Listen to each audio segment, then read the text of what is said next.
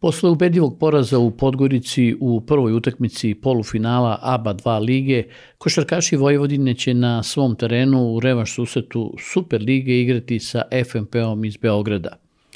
Prvu utakmicu na gostujućem terenu izgubili su sa 8 poena razlike.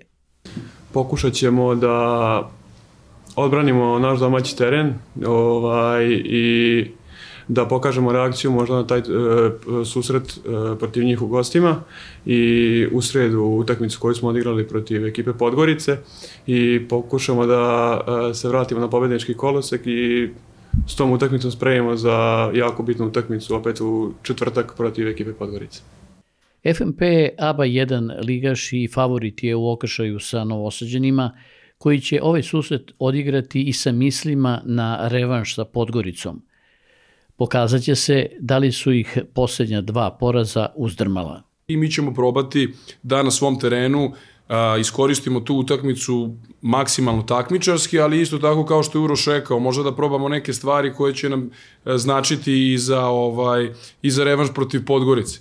U ovoj sezoni novosadski košarkaši su osvojili prvo mesto u Košarkaškoj ligi Srbije i plasirali su se u polufinale kupa, što su odlični rezultati.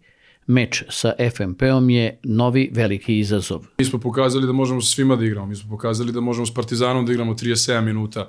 Nije to ništa novo za nas. Ono što je poenta cele priče, mi smo konstantno sreda, subota, dok svi naši protivnici imaju po nedelju dana se pripremaju za nas i to jednu nedelju, drugu, treću, što je ogromna prednost pred direktne duele, ali mi imamo to što imamo, idemo s time što imamo. Ako je neko pokazao da može da se vrati situacija i kad je već prežaljen, to je ovih 12 momaka, tako da to je to. Utakmica Vojvodina FNP igraće se u subotu u velikoj sali Spensa od 16 sati i 30 minuta. 15 minuta pre početka uručit će se Novosađanima pehar i medalje za prvo mesto u Košarkaškoj ligi Srbije.